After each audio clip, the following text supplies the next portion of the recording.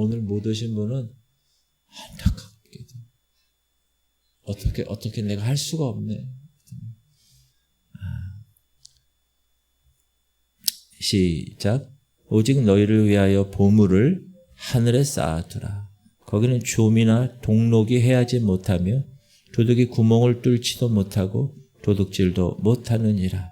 네 보물이 있는 그곳에는 네 마음도 있느니라. 눈은 몸의 등불이니 그러므로 네 눈이 성하면 온 몸이 밝을 것이요 눈이 나쁘면 온 몸이 어두울 것이니 그러므로 네게 있는 빛이 어두우면 그 어둠이 얼마나 더하겠느냐. 한 사람이 두 주인을 섬기지 못할 것이니 포기를 미워하고 저를 사랑하거나 포기를 중히 여기고 저를 경히 여김이라. 너희가 하나님과 재물을 겸하여 섬기지 못하느니라. 아멘. 우리가 이 말씀, 이 본문 말씀 많이 읽고 많이 들었죠. 요즘은 여러분 여행을 가거나 캠핑 갈 때 지도를 펼치는 일이 거의 없어요. 제가 우리 아이들 어렸을 때만 해도 차를 타기 전부터 저는 별로 안 하는데 아내가 이제 차 지도해가지고 여기 가고 어떻게 가고 그래서 이제 그 고속도로 휴게소에 그 동네 지도가 또 이렇게 무료로 있잖아요. 그럼 또 그거 쫙 피고 길을 하나하나 짚어가면서 그렇게 여행을 간 기억이 있는데 그러다가 길을 잘못 들면 어떡하죠? 차를 세우고 다시 지도를 펼쳐서 어떤 때는 방향 감각을 모를 때 고속도로야 관계없는데 이렇게 목적지 다다르면 이제 방향 감각이 잃게 되면 또 헤매기도 하고 사람들에게 길을 묻기도 하고 그때는 분명히 이런 생각을 가질 수 있어요. 길을 안다는 것과 목적지에 도착하는 것은 전혀 다른 문제다라는 거예요. 그런데 지금은 어떠냐? 내비게이션이라는 아주 끝내주는 물건이 나온 다음부터는 목적지만 딱 입력을 하면 길을 잃어버릴 염려가 거의 없습니다. 혹시 잘못 들어서도 내비게이션이 뭐라 그러죠? 경로를 재탐색합니다. 경로를 재탐색합니다. 이렇게 이야기해요. 중요한 것은 뭐냐면 내비게이션이라는 것은 단순히 길을 보여주는 게 아니라 끝까지 목적지까지 데려가는 힘이 있다는 사실. 지도는 그런 힘이 없어요. 근데 내비게이션은 목적지까지 꼭 우리를 데려가는 힘이 있다. 그 사실을 알게 되었어요. 우리 인생도 마찬가지입니다. 우리가 가는 이 길을 잘 알죠. 삶의 길을. 무엇이 옳은지, 어디로 가야 제대로 가야 되는 길인지 알아요. 그런데도 길을 잃어버릴 때가 있어요. 질문 드립니다. 왜 길을 잃어버릴까? 아는데도. 우리에게는 길을 아는 지식은 있는데 끝까지 그 바른 길 가서 목적지까지 가게 하는 힘이 없다는. 그렇다면 영적인 우리에게 이런 질문을 해야 됩니다. 그러면 구원으로 가는 길은 어떨까? 천국 가는 길은 어떨까? 누가 우리를 끝까지 인도할 수 있을까? 성경은 분명히 말합니다. 성경은 우리의 인생을 바른 목적지로 인도하는 힘은 우리 자신에게 있지 않고 하나님의 은혜가 있어야 된다라고 이야기하세요. 하나님의 말씀이 길을 이렇게 비추어 주고 말씀이 성령께서 그 길로 우리를 실제로 이끌고 가시는. 그래서 우리가 벗어날 때마다 어떻게 하세요? 깨워주세요. 아이고 주님 잘못했습니다. 잘못된 길을 갔군요. 회개하고 다시 제대로 된 길을 이렇게 돌이키면 어떻게 하세요? 다시 붙들어 주세요. 그래서 끝까지 생명의 길을 가게 하셔요. 아멘. 사랑하는 성도 여러분, 인생은 그래서 인생길을 아는 것으로 충분하지 않다. 그 인생길을 끝까지 데려가는 하나님의 은혜의 힘이 있어야 된다. 왜냐하면 그 길 끝에 하나님이 계세요. 종국적으로. 그 길 끝에 천국이 있는 거예요. 그래서 오늘 이 시간에 그 은혜의 인도하심을 따라 여러분 이 좁은 길을 걸어가는데 기쁘게 이 생명의 길 십자가의 길을 걸어갈 때 흔들리지 아니하고 끝까지 빙빙 돌지 말고 끝까지 직진하시기를 주님의 이름으로 축복합니다. 우리가 가야 할 길을 우리는 좁은 길이라고 얘기하는데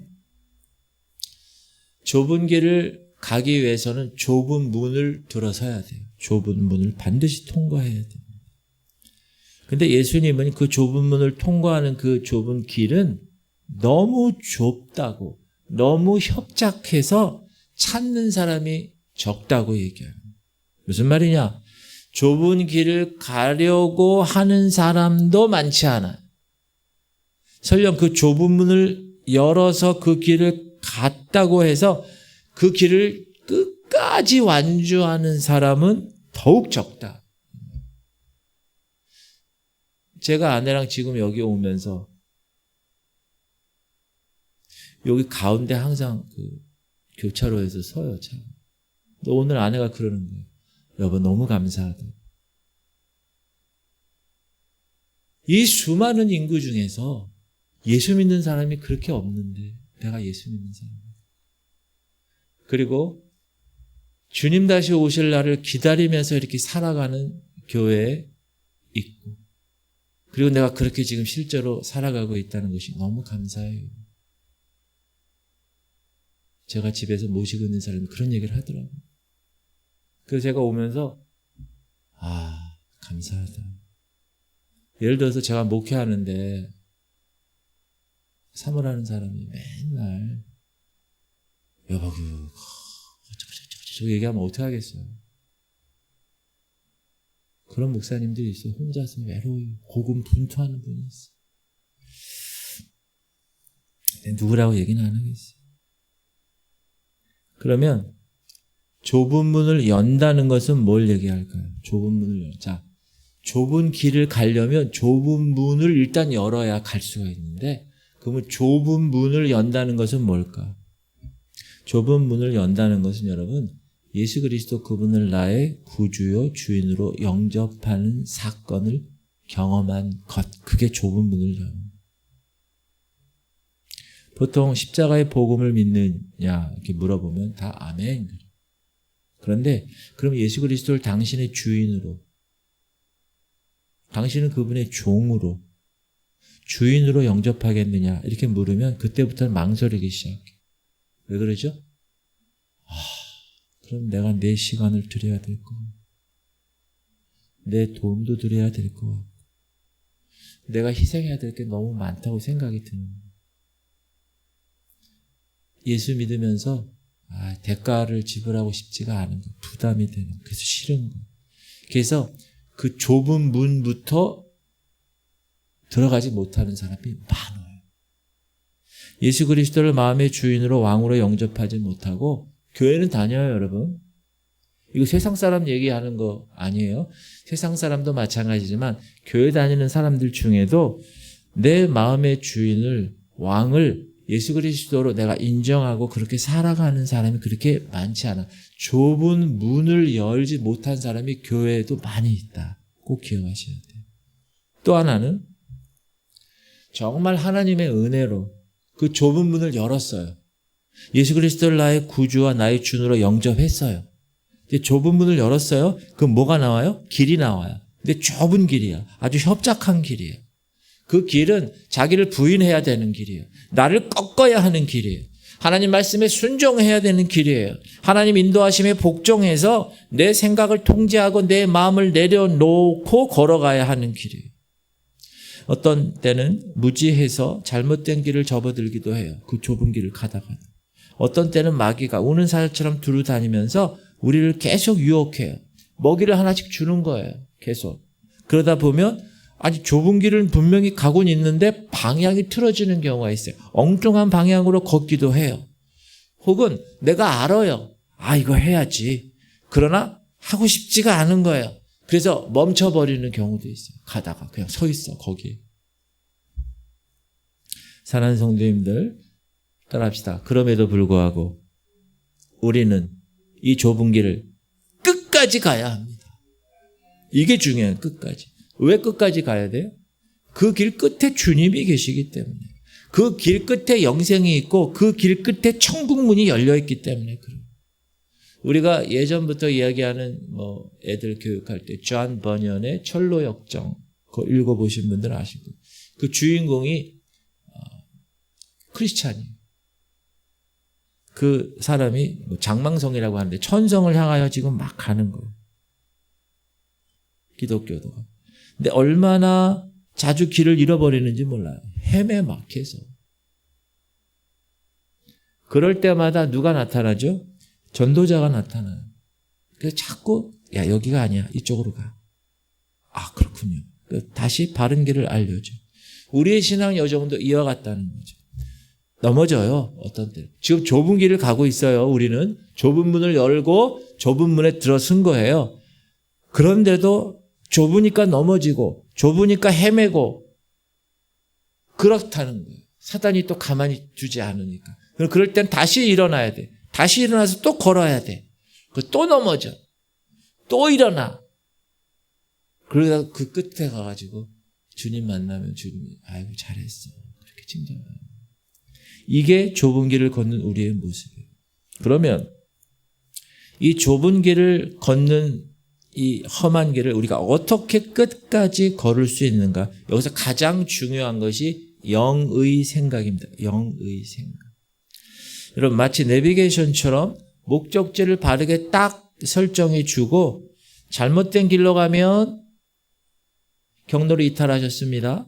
이렇게 자꾸 즉시 알려줘요. 경로를 재탐색합니다. 이런 역할을 해주는 것이 뭐냐 하면 영의 생각이에요. 영의 생각.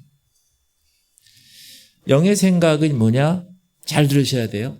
성령님이 여러분에게 넣어주시는 생각을 내 영이 따르기를 원하고 동의하는 거예요.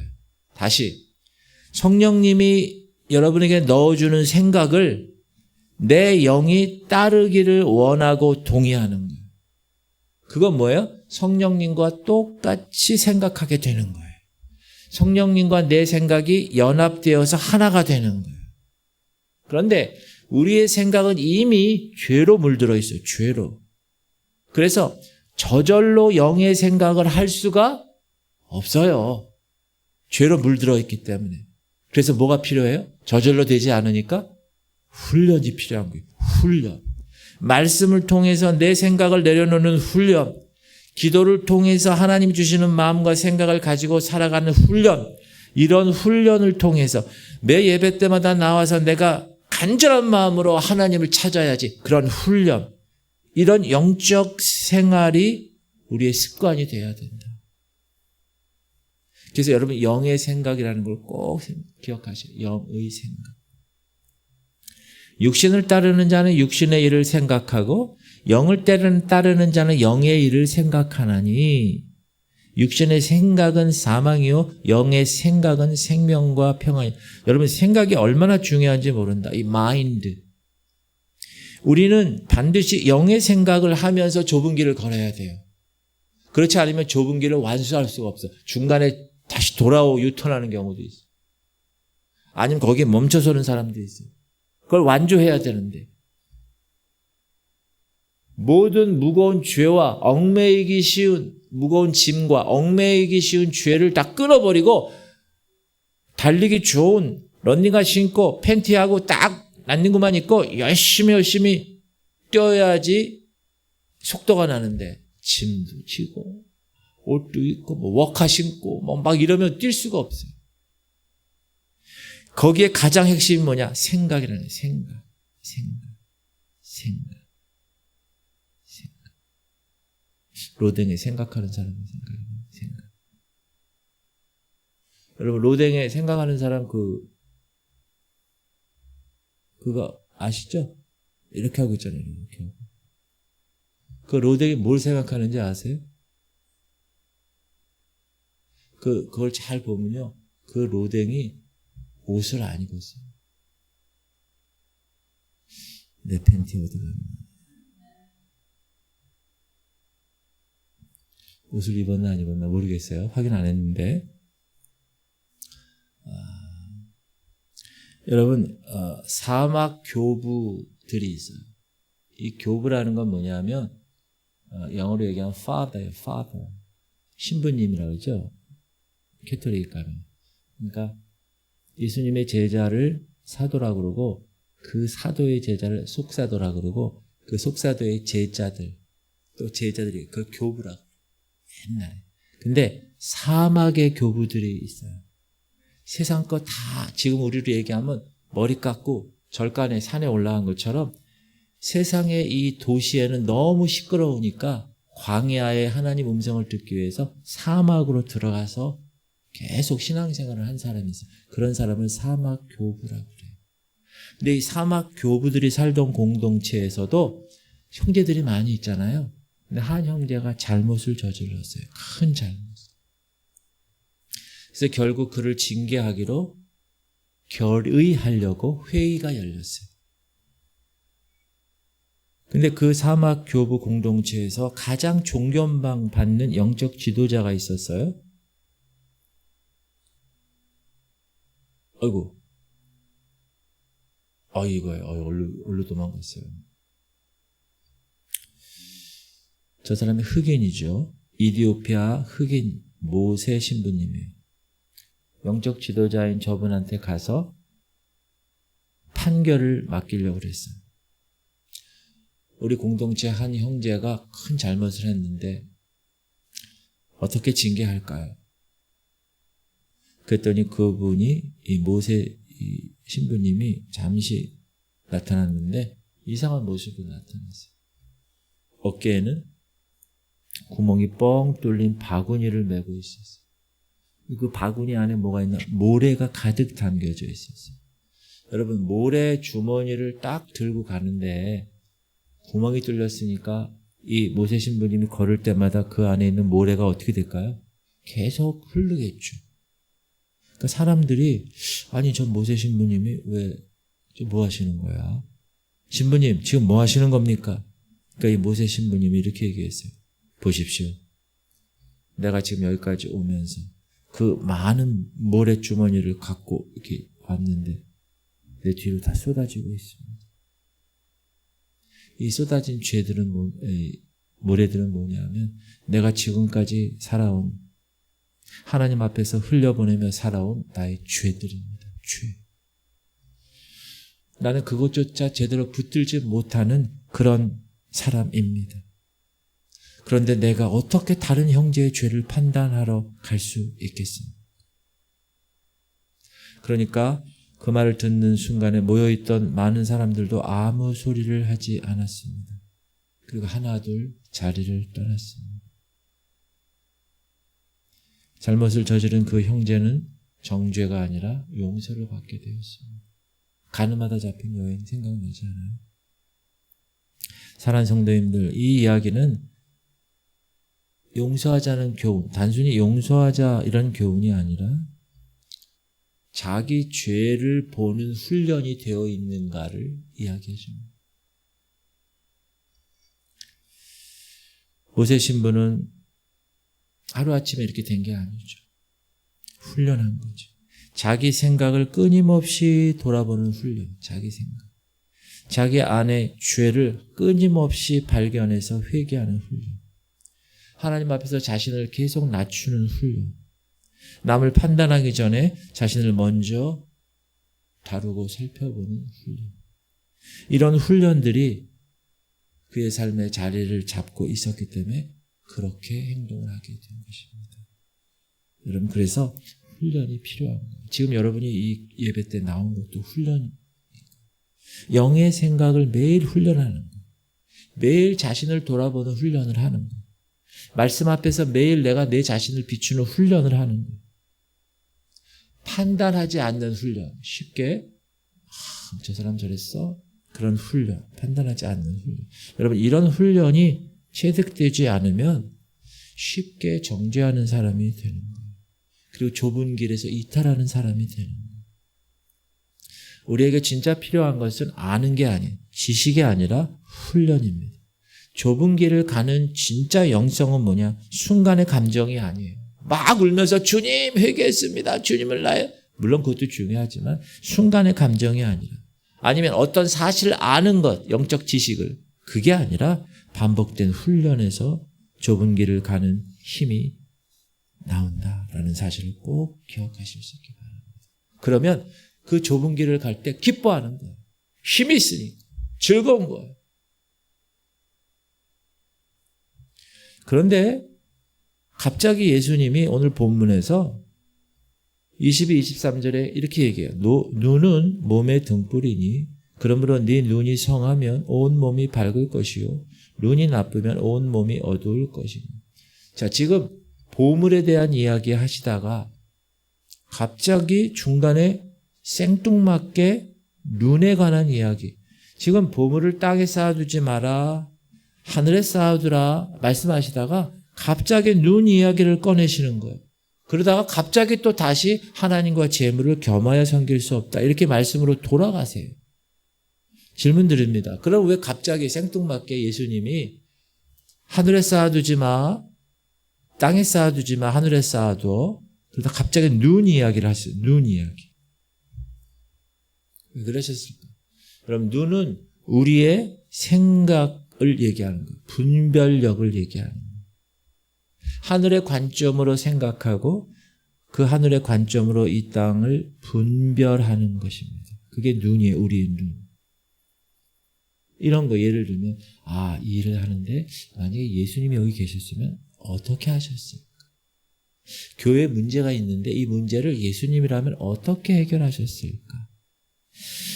이 문제가 하나님이 기뻐하시는 뜻으로 이게 규결되려면 어떻게 해야 될 것인가? 그런 거죠. 생각과 분별력, 우리 눈이. 그럼 이런 생각과 이런 분별력이 어떻게 가능하냐 하면 내 눈이 하늘을 향할 때 가능합니다. 내 시선이 하나님을 계속 바라볼 때 가능하게 되는 것입니다. 그래서 내 눈이 밝아서 하나님 나라를 바라보고 이 땅에 있지만 영원한 것을 바라보고 예수 그리스도의 말씀을 바라볼 때 그 생각의 관점을 가지고 이 땅에서의 일들을 우리가 해석할 수 있는 거예요. 영적으로 이렇게 밝은 눈을 갖게 되면 내 생각이 영향을 받고 내 결정이 영향을 받고 내 판단과 행동이 영향을 받게 돼요.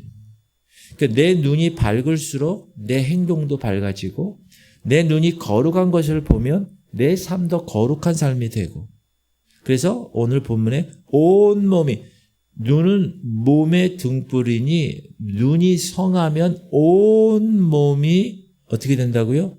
밝을 것이요. 너의 인생의 전부가 밝을 것이야. 너의 인생이 전부 다 거룩하게 될 것이야. 이렇게 말씀하고 있는 거예요. 눈이 성하면, 눈이 밝으면 그 다음에 나오는 하나님과 재물을 선택해야 할 때 하나님을 선택할 수 있게 되는 거예요. 눈이 밝으면. 땅의 것과 하늘의 것을 선택할 때, 유한한 것과 무한한 것을 선택할 때 눈이 밝을수록 하나님이 원하시고 하나님이 기뻐하시는 것을 실제로 선택하게 된다는 거예요. 자, 그러면 우리가 지금 좁은 길을 가고 있는지 어떻게 알 수 있는가? 가장 중요한 기준이 눈입니다. 여러분의 눈이 어떤 것을 지금 바라보고 있는가? 만약에 눈이 멀면 좁은 길을 갈 수가 없어요. 왜? 좁은 길을 볼 수가 없어요. 눈이 어두우면. 좁은 길은 하늘을 향해 눈이 열려 있는 사람, 영원한 것을 볼 수 있는 사람만 가는 길입니다. 비록 이 땅에서 괴롭고 수고 환난이 많지만 영원한 하나님 나라, 거기서 내가 하나님께서 나에게 허락하실 그 상급, 그것을 바라보면서 나의 시선이, 나의 눈이 밝아져서 하늘을 바라보며 영원한 것에 고정되어 있는 사람, 그 사람만이 이 땅에서 좁은 길을 갈 때 인내하고 오래 참고 힘들어도 기뻐하며 갈 수 있는 힘을 공급받게 되는 것입니다. 바울은 에베소서에서 이렇게 이야기하죠. 너희 마음의 눈을 밝히사. 우리 마음에 눈이 있다는 거예요. 근데 그 눈이 어두운 사람이 많다는 거예요. 그래서 너의 마음의 눈을 밝히사 그의 부르심의 소망이 무엇이며 성도 안에서 그 기업의 영광이 풍성함이 무엇이며 그의 힘의 위력으로 역사하심을 따라 믿는 우리에게 베푸시는 능력의 지극히 크심이 어떠한 것을 너희로 알게 하시기를 구하노라. 되게 어려워요. 한번 읽으면 뭔 얘기인지 모르겠어요. 복문이어서 그랬는데 직역하면 이런 거예요. 하나님에 의해서 밝혀진 너의 마음의 눈이, 그죠? enlightened being, 그러니까 수동태잖아요. 하나님에 의해서 밝혀진 너의 the eyes of your understanding, 너의 마음의 눈이 may know, 알게 한다는 거예요. 부르심의 소망을 알게 한다. 여러분, 하나님이 여러분을 자녀로 부르신 것을, 이렇게 부르심이잖아요. 그 부르심의 소망은 하나님이 여기에 마음의 눈을 밝히 여실 때 알 수 있다는 거예요. 제가 경인신학교 신학생들한테 항상 강조하는 게 그거예요. 부르심이 정확하게 있는. 그리고 부르심에 대해서 너희가 정확하게 반응을 하고 지금 공부를 하고 있는. 그걸 계속 수업 때마다 확인을 해요. 그거는 하나님에 의해서 밝혀진 나의 마음의 눈이 열려 있느냐 그렇지 않느냐를 정확하게 구분하기 때문에 그래요.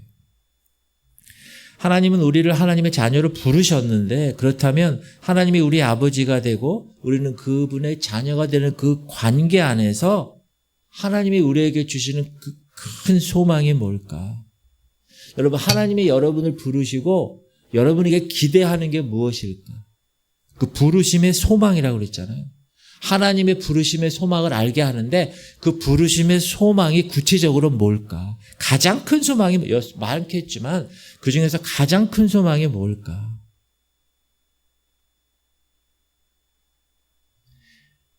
장차 여러분이 예수님과 같은 모습으로 변화되기를 하나님이 바라시는 거예요.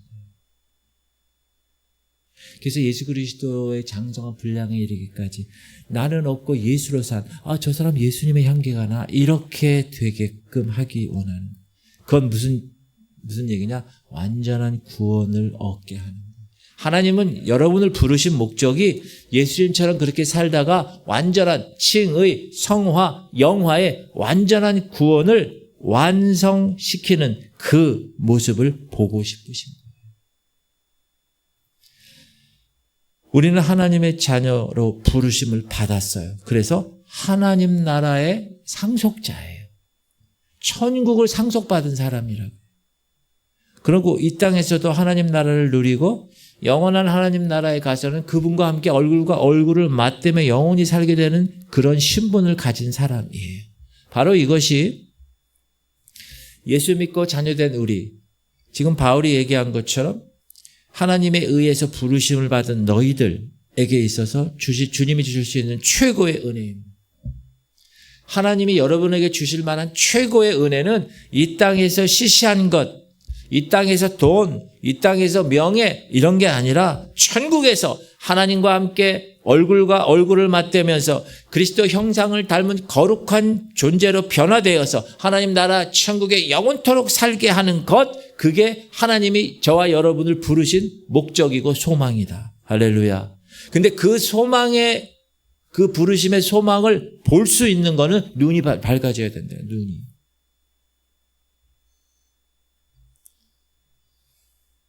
한 성도님이 배가 너무 아팠어요. 병원에 갔죠. 그때 의사가 뭐라 그러냐면 말기암이라는 3개월밖에 남지 않았다. 청천벽력이죠. 그러니까 이 사람이 그 얘기를 듣고 나서부터 야, 이거 내가 이대로 하나님 앞에 설 수 있나? 나 천국 갈 수 있나? 나 준비됐나?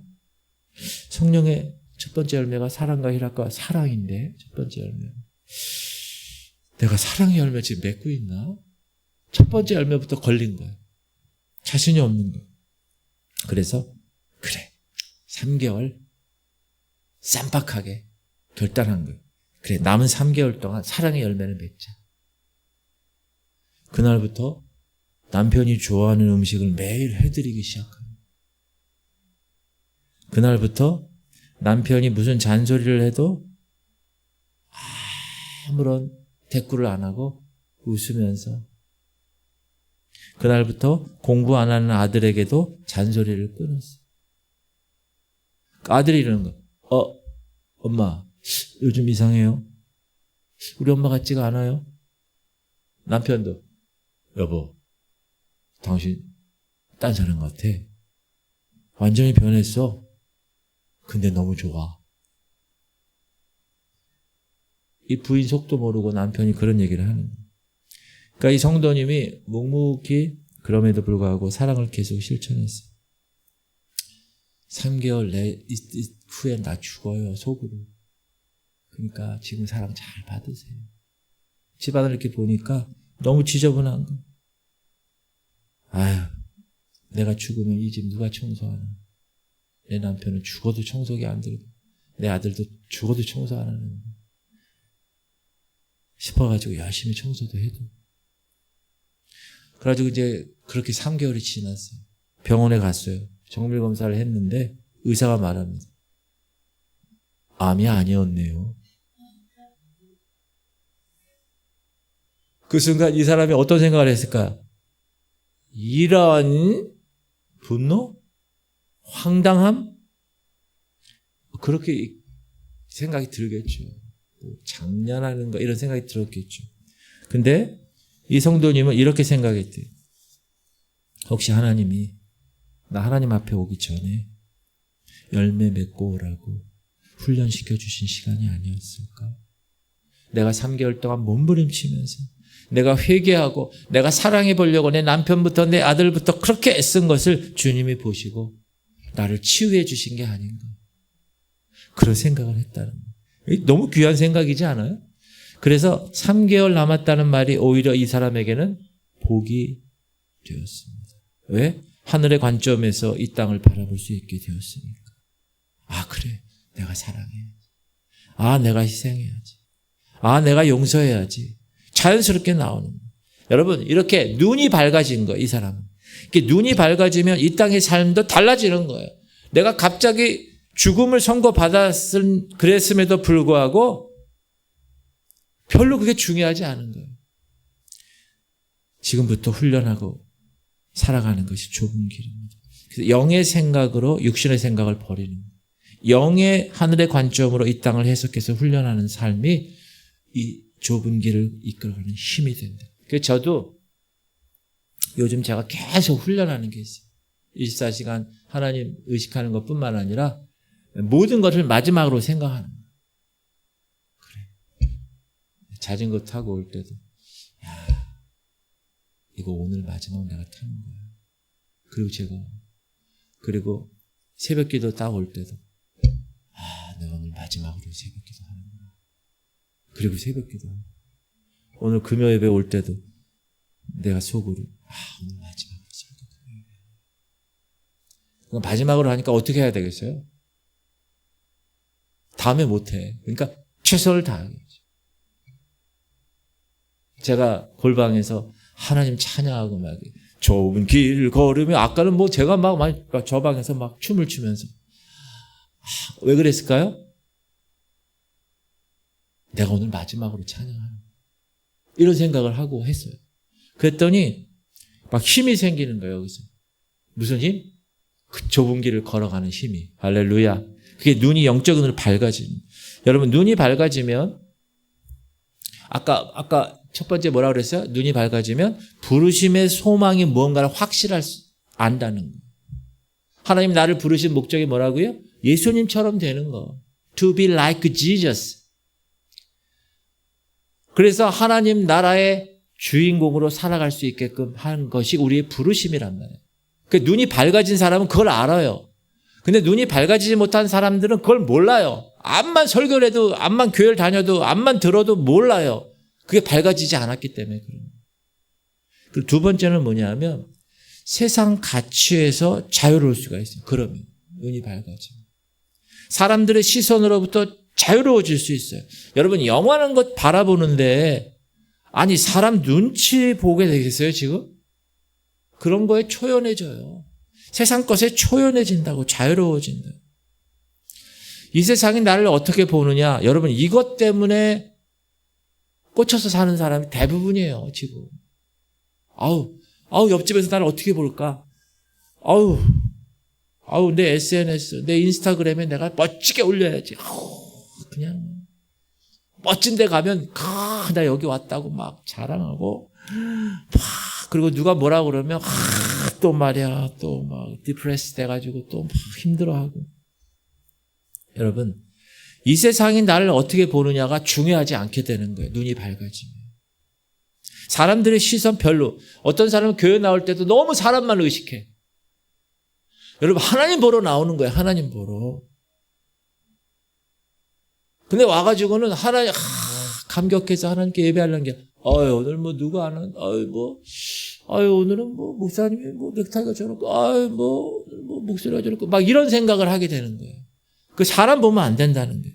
그건 눈이 아직 안 밝아지는 사람. 눈이 밝아지면 여러분 돈, 무슨 뭐 이런 거 있죠? 아무것도 아닌 거예요.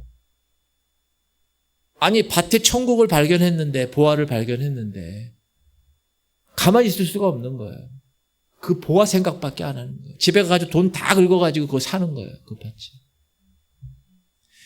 눈이 밝아지면 세상적인 가치 자유해요. 사람들의 시선 자유해집니다. 미국에 살고 있는 한 성도님의 딸 이야기인데 초등학교 4학년 이 아이가 새학기를 맞았어요. 근데 선생님이 숙제를 내줬는데 자기 소개를 하는 숙제예요. 선생님이 야, 너 자신을 잘 소개할 수 있는 거 준비해와. 이 아이가 고민하는 거예요. 왜냐하면 같은 반에 무슬림 아이들 2명이 왔는데 그 아이들이 자기 교회 다니는 것 같고 되게 안 좋게 생각하고 그래서 내가 내 소개할 때 나 예수님 믿는 사람입니다 이렇게 드러내면 싫어할까 봐 걱정이 되는 거예요. 이 아이가. 이번 한 번만 나 소개할 때 예수님 빼고 소개할까? 고민이. 근데 밤에까지 이제 숙제를 다 한 딸이 엄마 다 했어요. 이제 잘게요. 그래서 이 엄마가 뭘 준비했나 이렇게 봤는데 이 아이가 제일 좋아하는 요한복음 3장 16절 말씀을 예수님 그림이 있는 메모지에 영어로 써서 숙제 봉투 안에 딱 넣어둔. 근데 사실 이 아이가 살아가는 환경은 영적으로 굉장히 척박한 곳이었어요. 그곳은 미국에서 가장 큰 무슬림 사원이 집 근처에 있어요. 많은 무슬림들이 거기 있어요. 학교도 기독교에 대한 제재가 점점 들어오고 있어요. 케네디 대통령 이후로 학교에서 성경 안 가르치잖아요. 종교의 자유 때문에 지금 많이 힘들어 하잖아요. 근데 그런 환경에서 이 아이가 내린 결정은 결코 쉬운 것이 아니었어요. 무슬림 아이들이 나를 싫어하지 않을까 이런 마음도 있었겠지만 그것보다 더 큰 마음이 뭐예요? 나는 크리스천이야. 나는 예수 믿는 사람이야. 난 예수님을 자랑하고 드러내고 싶어. 이게 여러분 눈이 밝아진 사람이에요. 왜? 다른 사람의 시선이 신경 쓸 필요가 없는 거예요. 눈이 밝아진 사람.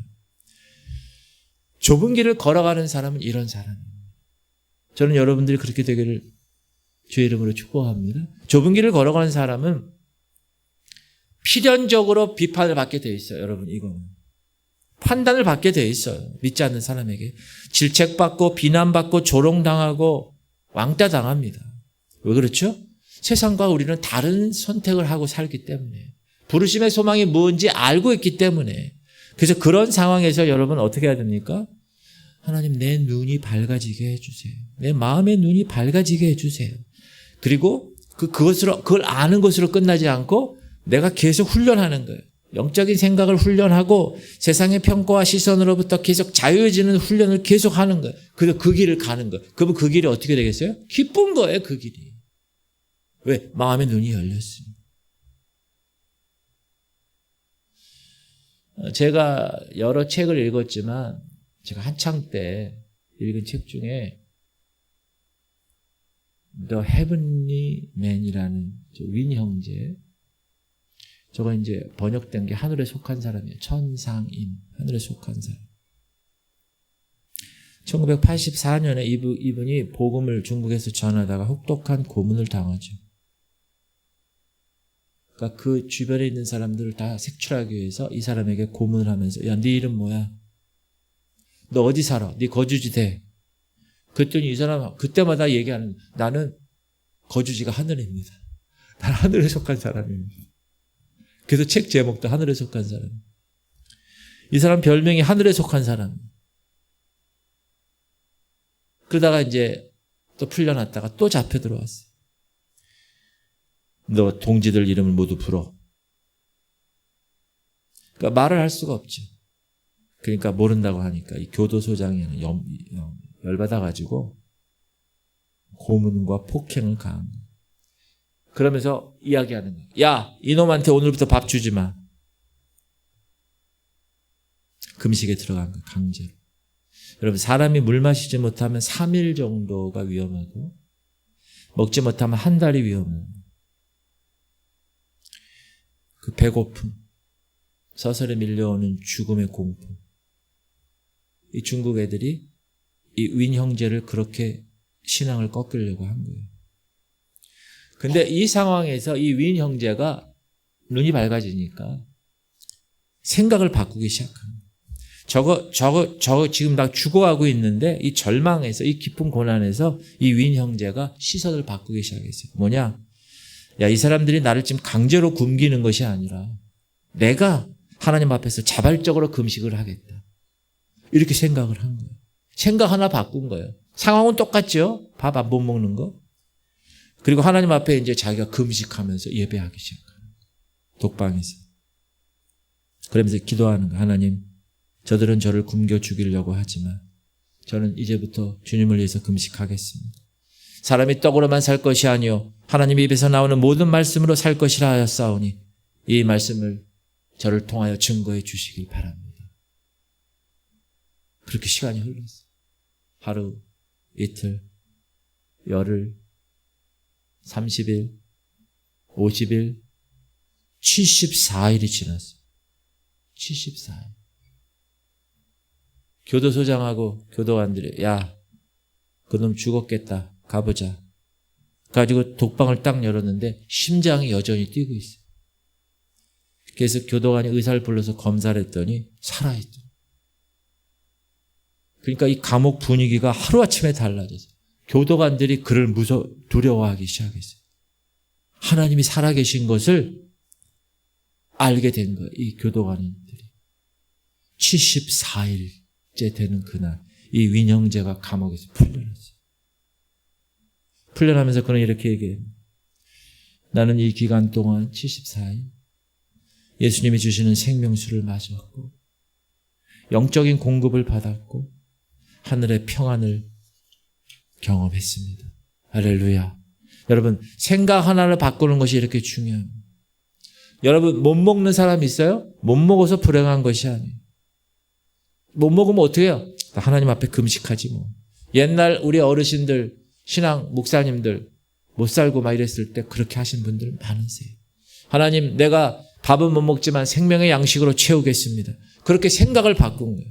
땅의 양식에서 하늘의 양식으로 시선을 옮기는 것. 이것이 좁은 길을 걸어가는 힘이 되는 줄 믿습니다. 이게 마음의 눈이 밝아진 사람이 할 수 있는 거예요.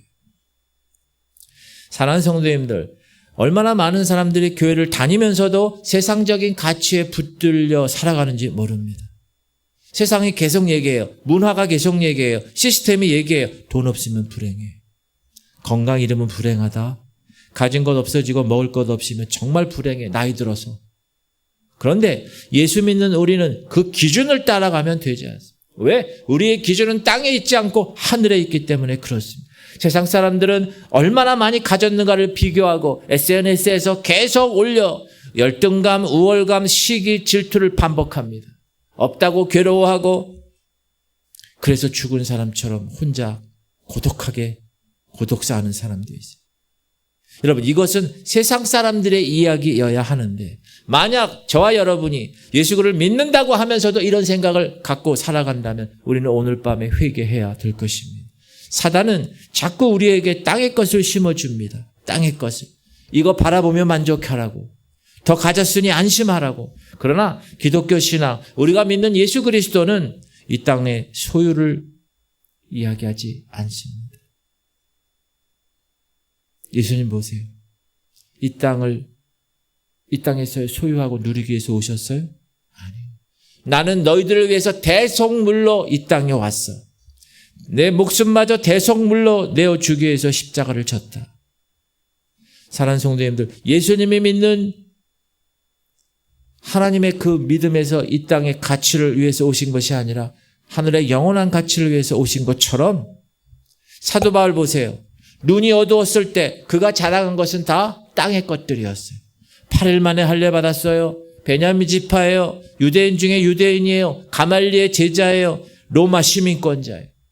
눈이 어두워졌을 때는 출신, 혈통, 학력, 지위, 열심, 그것이 그의 이력서였어요. 그것이 그의 전부였습니다. 그런데 그가 다메섹에서 주님을 만나고 호련히 하늘로부터 빛이 비춰지고 그 빛이 이 사도 바울의 마음까지 비추기 시작하자 그의 마음의 눈이 비춰졌어요. 열렸어요. 그의 관심사가 바뀌었어요. 이제는 땅의 것을 자랑하지 않아요. 나는 날마다 죽노라. 이렇게 고백하게 되었어요. 나는 비천에 처할 줄도 알고 풍부에 처할 줄도 알아. 모든 일, 곧 배부름과 배고픔과 풍부와 궁핍에도 처할 줄 아는 일체의 비결을 배웠노라. 내게 능력 주시는 자 안에서 내가 모든 것을 할 수 있느니라. 나는 어떤 형편에 처하든지 감사하며 살아갈 수 있다. 여러분, 이게 사도 바울의 눈이 열린 사람의 고백입니다. 내게 능력 주시는 자 안에서 나는 모든 것을 할 수 있다. 이것이 좁은 길을 걸어가는 신앙의 선배들의 고백이라는 것입니다. 사랑하는 성도님들,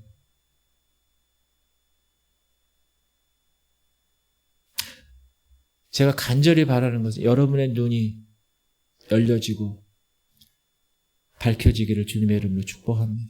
세상 가치로부터 자유하시기 바랍니다. 눈이 밝아지면 우울할 일이 없는 거예요. 내가 못 가졌다고 우울할 일이 없는 거예요. 내가 성취하지 못했다고 절망할 일이 없는 거예요. 내가 치유받지 못했다고 불안한 마음을 가질 일이 없는 거예요. 세상의 유혹과 시험이 우리를 무너뜨리려고 할 때 기도하셔야 돼요. 어떻게? 주님, 마음의 눈이 밝아지게 해주시옵소서. 내 생각의 방향이 하늘을 향하여 내 시선이 고정되게 하여 주옵소서. 영원한 것을 향하여 달려나가게 하여 주옵소서. 예수님을 바라보고 하나님 나라를 볼 수 있는 눈을 밝히 열어 주옵소서. 이렇게 기도하는 기독교 신앙에 있어서 중요한 4가지 단어가 있습니다. 첫 번째, 기도입니다. 여러분, 기도하지 않으면 영의 생각을 할 수 있는 능력이 없어요. 기도를 안 하면. 그래서 여러분, 기도의 용사를 세워줘요. 하루에 얼마든지 기도하셔야 돼요. 얼마큼이라도. 목사님, 질적으로 기도하면 되지. 양적으로 1시간 이렇게 기도해야 돼요. 10분, 30분 기도해야 돼요. 아니에요. 그것도 필요해요. 두 번째 중요한 단어는 훈련입니다. 성령님이 우리에게 주시는 생각, 성령님이 깨닫게 하는 그런 경험을 받아가지고 여러분의 영의 생각을 하기로 결정하는 거예요.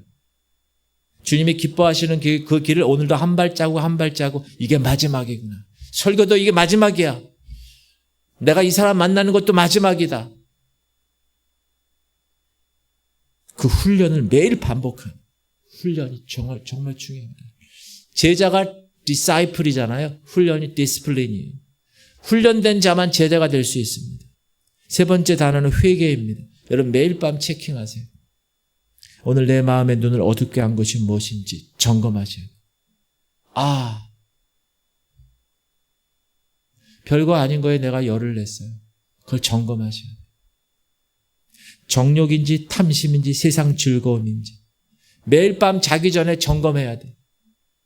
내 마음을 어둡게 하는 게 무엇인지. 그것을 가지고 회개하고 십자가에 엎드리는 겁니다. 네 번째 중요한 단어는 순종이에요. 회개한 것으로 끝나면 회개하고 나서 그 힘을 받아야 돼. 그리고 순종의 길을 걸어가야 돼. 그 걸어가는 건 여러분이 가는 거예요. 누가 휠체어 밀어주지 않아요. 여러분이 걸어가야 되는 거예요. 죽는 날까지 순종의 길을 걸어가야 되는 거예요. 이렇게 기도하고 훈련하고 회개하고 순종하는 것. 그것이 여러분 삶에 매일매일 반복된다면 우리가 가는 길은 좁은 길이 될 것입니다. 그리고 그 길 끝에서 주님이 계실 것이에요. 그 길 끝에 천국이 있을 것입니다. 하늘에 속한 형제 윈 형제가 74일 독방에서 굶주림 속에서도 하늘의 평안을 경험하게 하신 하나님이 저와 여러분의 하나님인 줄 믿으시기 바랍니다. 그 하나님께 붙들고 기도하는 거예요. 그 하나님과 함께 훈련하는 거예요. 그리고 그 하나님의 이름으로 회개하고 순종의 길을 걸어가는 거예요. 오늘 이 밤에 여러분 너무나 잘 오셨어요. 이 밤에 우리의 마음의 눈을 밝혀지기 위해서 우리의 시선이 바뀌고 우리의 삶이 변화되기를 정말 원하는 마음으로 여러분 기도하십시다. 하늘의 것들을 바라볼 때, 하늘을 향하여 걸어갈 때 우리는 기뻐하며 이 좁은 길을 걸어갈 수 있습니다. 예수님의 길, 십자가의 길, 생명의 길. 여러분 힘드세요? 그러면 엉금엉금 기어가서라도 그 길을 향해서 가셔야 돼요. 힘들어도 기어가는 그런 마음으로 걸어가셔야 돼요. 그래야 그 길 끝에서 주님을 만납니다. 세상의 쪽수 비례의 법칙 다 저 넓은 길로 가. 왜 나만 이렇게 해야 돼? 여러분 그거는 수준이 낮은 거예요. 그 마음의 눈이 어두운 거예요. 마음의 눈이 밝혀진 사람은 그렇지 않아요. 세상과 나는 간 곳 없고 구속한 주님만 내 삶 가운데 있는 그런 모습으로 살아가는 사람의 눈이 밝은 사람입니다. 그렇게 살아갈 수 있기를 주님의 이름으로 축복합니다. 오늘 여러분 눈이 밝아지기를 축복하며 기도합시다. 주님, 우리 성도들이 마음의 눈을 밝아져서 하늘의 것들을 바라보게 하시옵소서. 주님, 우리 성도들 부르심의 소망이 뭔지 여러분 눈이 밝아져야 하나님이 왜 나를 목사로 부르시고 하나님이 왜 나를 권사, 집사, 장로 또 하나님이 나를 왜 성도로 부르셨는지가 그때 밝혀지는 거예요. 그때 알거든요. 교회 나온다고 해서 다 천국 가는 게 아니에요. 교회 나온다고 해서 다 안다고 해서 여러분 아는 지식이 내 마음 가운데 생각을 지배하지 못하면 그건 아무것도 아니에요. 세상의 가치로부터 자유하게 돼요. 다른 사람과 비교하지 마세요. 다른 사람의 소유와 비교하지 마세요. 다른 사람의 생활과 비교하지 마세요. 그거는 마음의 눈이 어두운 사람이나 그렇게 하는 거예요. 우리가 마음의 눈이 밝아지면 우리는 이 땅의 것들은 아무것도 아닌 게 배설물, 사도 바울은 똥으로 여겼어요.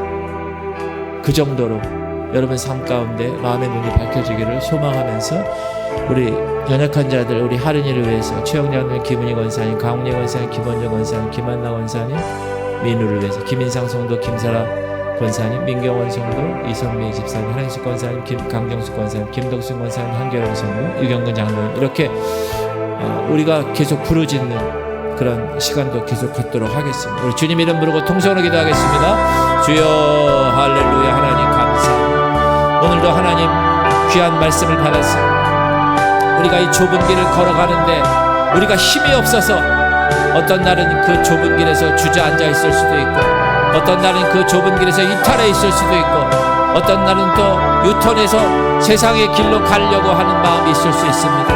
하나님, 우리가 좁은 길을 걸어가는 힘을 공급받아야 되는데 그러기 위해서는 성령께서 우리의 마음의 눈을 밝혀주셔서 성령이 인도하시는 대로 따라가는 그리고 그 말씀에 순종하며 따라가는 하나님의 자녀들 되기 원합니다. 하나님, 이 땅의 가치, 이 땅의 풍조, 이 땅의 모든 것들, 소유 하나님 별로 중요하지 않습니다. 마음의 눈이 밝혀진 사람은 저 하늘을 향하여서 하늘의 것을 보고 윈 형제처럼 하늘에 속한 사람 무려 74일을 그렇게 하나님의 거룩한 자로 살았습니다. 아버지 이 시간 역사하여 주옵소서.